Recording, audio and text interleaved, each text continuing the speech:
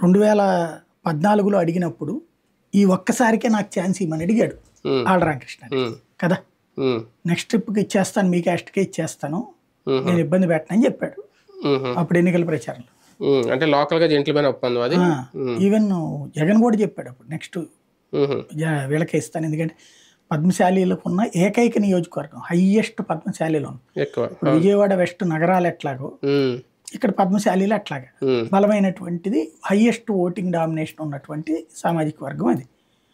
అది 2014లో అట్లా వేశారు. 2019లో ఇచ్చేయడానికి రెడీ అయ్యారు పద్మశాలీలు.